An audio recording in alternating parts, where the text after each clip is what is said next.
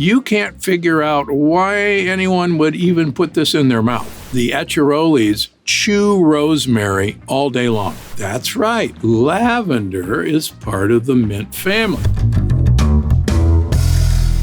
Hello and welcome back to another episode of Gut Instincts. I'm your host, Dr. Stephen Gundry, and I'm excited to shed some light on a topic you recently requested through a poll. Thanks to your suggestion, today we're covering herbs and spices. So be prepared, this is a spicy episode. I'll be ranking these herbs and spices from S to F. S stands for superfood, and F means it belongs in the trash. Before we get into it, make sure to hit that subscribe button and give this video a thumbs up if you're ready to up your gut health. Okay, first up, hopefully it's on everybody's table, black pepper. Black pepper has some very interesting properties, particularly in that it contains a compound called bioperine. Bioperine helps you and your body absorb a lot of the important polyphenols and polyphenol compounds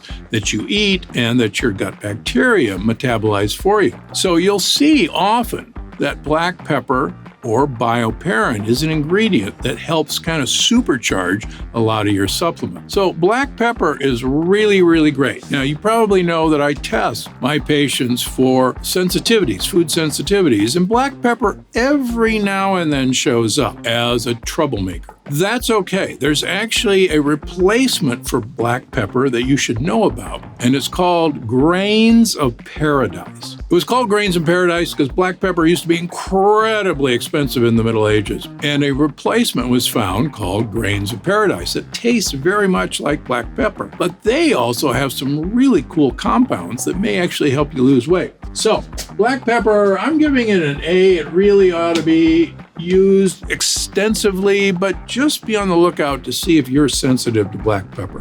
Now you're going, well, pepper is good. How about cayenne pepper? Let's be careful with this. Normal cayenne pepper is made from, you got it, cayenne peppers. And normally in the process, the peppers are peeled and de-seeded, and only the flesh is dried. If, in fact, that's how it's produced, then cayenne pepper doesn't have any of those nasty lectins. But buyer beware, a lot of cayenne pepper is just other peppers ground up. Cayenne pepper has also been shown to actually improve the gut microbiome and actually may help you lose weight by causing a thermogenic effect. So just in case, I like it a lot, but I'm putting it down under C to be cautious. Okay, how about basil? Basil is all part of the mint family. And basil and the mint family in general may be some of the most important herbs that you can get into your diet. They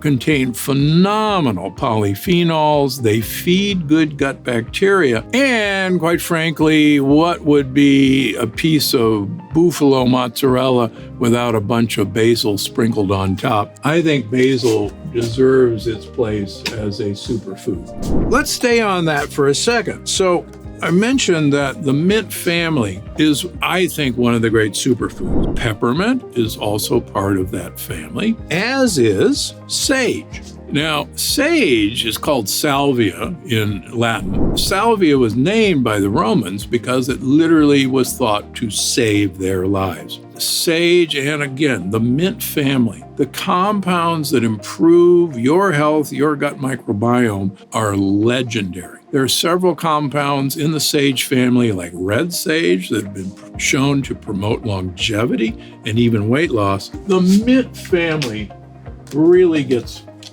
top billing. Use it wherever you can. The more, the merrier. Fennel. Now, fennel, we've talked about before. It's a great vegetable, and you can eat it either raw or you can eat it cooked. But fennel seeds also have some additional benefits. You'll often see people, particularly in Indian restaurants and other Asian restaurants, have a bowl of fennel seeds to chew on the way out. They're not just freshening their breath. These actually really impact the gut microbiome in a very positive way. Fennel, particularly the seeds, if you can find them, add that to your plan. That's a solid A. Okay, here's one of my favorite controversial herbs, cilantro. You'll see cilantro in a lot of my recipes, but if you're one of the people that cilantro tastes like soap, and I am one of those people, you can't figure out why anyone would even put this in their mouth. Now, my wife Penny doesn't taste soap, and she loves cilantro, so I'll make recipes with cilantro just for her, and I'll put up with the soap taste, but I tend to avoid it for that reason. So if you're not tasting soap, cilantro is another super great herb. If you taste soap, there's a good replacement in almost all recipes, and that's parsley. Parsley will do just about everything that cilantro will do in terms of flavoring your food. It looks like it. Many people, unfortunately, grab one or the other in the grocery store and wish they hadn't when they got home. But parsley is a great add-on replacement. A couple of controversial ones. Here's ginger. Everybody knows how good ginger is for you, how it settles your stomach. Ginger tea when you're nauseated. But imagine my shock when I started doing food sensitivity tests on my patients, and lo and behold, ginger showed up time and time again. This supposedly fabulous tuber. And it shows up so much. It's on my top 12 of things to really think about getting out of your diet initially. Having said that, many people don't react to ginger. But because I've seen it so much in my practice, ginger is actually down in the D. And don't get shocked. I have nothing against ginger. I like ginger. I had some ginger last night, as a matter of fact. But it shows up all the time in my patients. Here's another shocker. Cinnamon. Cinnamon. Who doesn't like cinnamon in their coffee? Cinnamon helps control your blood sugar. Cinnamon helps regulate insulin levels. Who wouldn't like cinnamon? Imagine my surprise when so many of my patients react to cinnamon and have a food sensitivity to it. And it happens over and over again. So cinnamon appears on my 12 least trusted spices and foods. And that was a surprise to me as well. So I'm gonna put it down with cayenne. If you don't react to it, it's fabulous. You see it in a lot of supplements. I have it in one of my supplements. I'm so impressed with it. But just if you have an autoimmune disease, be careful about cinnamon. Rosemary. Rosemary is way up there on maybe one of the greatest foods of all time. First of all, rosemary has multiple interesting polyphenols, including rosmarinic acid. And rosemary is the favorite food of the Acciarolis who live south of Naples, who are the more people over the 100 years of age than any other town in the world. Actually, 30% of the population is over 100. And what's unique about these folks is that the Acciarolis chew rosemary all day long. They cook with it, they chew it raw. I'm a huge fan of rosemary for that reason. If it's good enough for the people in Acciaroli, it's good enough for me. Get yourself rosemary every time. I've got rosemary bushes in my yard that I use almost every day. Thyme is another great spice that has huge amounts of polyphenols. And I've rated thyme in several of my last books as some of the finest polyphenol source of ingredients you can find. So there's no wonder that a lot of these, classic spices were classic spices for a reason. People found that they did better using these spices. All right, it's time for a quick quiz. Here are 2 facts and 1 lie about lavender. Can you guess which one is the lie? Number 1, there are 10 varieties of lavender. Number 2, lavender is part of the mint family. Number 3, lavender contains vitamin K. Do you have your answer?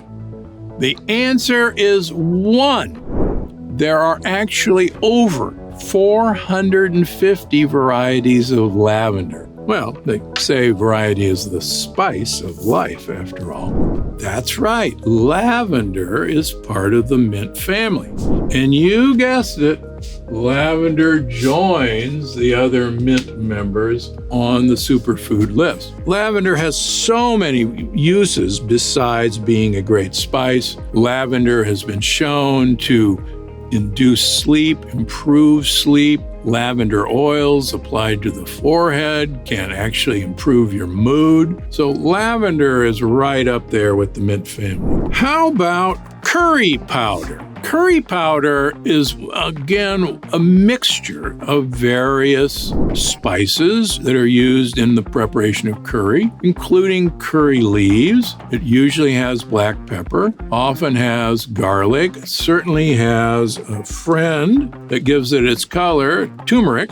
What's really cool about curry powder, there are studies showing that people who eat curry 1 day a week have a dramatic risk reduction for developing Alzheimer's and dementia compared to people who don't eat curry once a week. And as I've talked about in my books, it's because the ingredients in curry are some of the best mitochondrial uncouplers there are. And if you've read any of my books, you know that health is related to the health of your mitochondria. And isn't it interesting that curry powder is one of those superfoods? Just this week, a paper was published looking at the effect of curry spices on the microbiome of humans. And lo and behold, there was a direct correlation to the amount of curry spices given to patients and the health of their microbiome. Better microbial diversity, better species, and the more curry powder that these people were given, the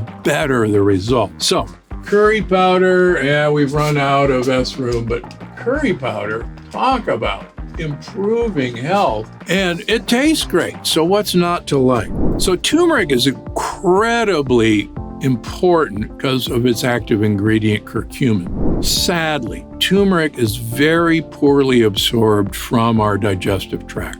I'm sorry, throwing a turmeric root in your smoothie is probably not going to do the job you're looking for. But if you remember, black pepper has bioperine. If you're going to put turmeric in your smoothie, please get out your pepper shaker and put a healthy dose of black pepper in there. Lastly, if you're going to get curry tablets or supplements, look for ones that have bioperine as one of the ingredients. Otherwise, it's not going to do you the good that you're really looking for. So I'm going to give turmeric an A. So oregano has many purposes. First of all, there's multiple kinds of oregano. There's Mexican oregano, there's Mediterranean oregano. The numbers are endless. And they all have a different spice profile, but they all also have fantastic polyphenol content. The oreganos that I try to get are the Mediterranean oreganos. We tend to see more of the Mexican oreganos here in the United States, but get oregano into your spice cabinet and use it as much as you can. Now, oregano oil, which is the oil from oregano seeds, actually has some very interesting antimicrobial, anti-amoeba properties. And there actually are some very good papers that oregano oil can be useful. With a proviso, oregano oil, because it's also bactericidal, you don't want to use it for a long time because the last thing you want to do is kill off your microbiome. But oregano used in the usual way is another great polyphenol-containing food. Lemon verbena. Now, you don't see this very often, but if you look for it, it's another great way of getting a spice kick into the foods you eat. I have it in my spice cabinet. I use it quite a bit. You're using these as sources of polyphenols. You're using these as sources of mitochondrial uncouplers. But you're going to learn in my upcoming book, The Gut-Brain Paradox, that spices carry a very interesting secret co-passenger that changes your immune system for the better. And I'm going to leave it at that because you're going to want to find out who's traveling along with the spices into your gut. And when you find out, you're going to be shocked. Is also right up there in the A How? Lemongrass. Very important ingredient in Asian cooking. I use it a lot. Lemongrass gives a fantastic flavor to just about every ingredient or food that you're going to eat. It's a grass, so you're going to use it as a flavoring. I like to buy lemongrass fresh, but if you can't find it, don't be afraid of using this. Because I don't want to eat it because of its lectin content, I use it in a little bag, a cloth bag. But lemongrass is also a great spice, but do be concerned because it's a grass, it does have a lectin in it. Ground cumin. Cumin is part of chili pepper seasonings in general. Cumin has that distinctive flavor. It's in there because it also is another great polyphenol, and cumin is way up on the list of polyphenol-containing spices. And what would be chili without some cumin? Please make it the Dr. Gundry approved way. Goodness sakes, don't put the beans in your chili. I agree with the Texans. If you're going to have beans, make sure they're pressure cooked. But that's another subject. So cumin, right up there on the good stuff. Chamomile. So most of us think of this as a tea, and that's in fact what it's mostly used for. But it can be used as a seasoning. You can buy it as a seasoning. It has a very, I think, a mellow flavor to it. If you've ever had chamomile tea, it is useful for helping sleep. A lot of sleep-inducing supplements use chamomile as part of their mixture. And that's really where much of its effect comes from. I'm going to put chamomile there. Okay, now for a quick recap. All right, the mint family, the sages, the basils, the mint, the rosemary, lavender, all just superfoods. Curry powder, phenomenal for your brain. All the other ones, oregano, cilantro, if you taste soap, you're with me. Fennel seeds, really great. Black pepper, we hit that ad nauseum. Lemongrass, use it as a flavoring, don't eat it. Again, the big shockers here is ginger, cinnamon, and cayenne pepper. You got to be careful with these guys. If you don't react to them, they're great. But I've just been shocked with how many people these guys show up. If you enjoyed this episode of Gut Instincts, don't forget to subscribe and hit that like button. Let me know in the comments which herb or spice is your go-to. Remember, eat smart, feel great. I'm Dr. Gundry, and I'll see you in the next video. And that is my gut instinct.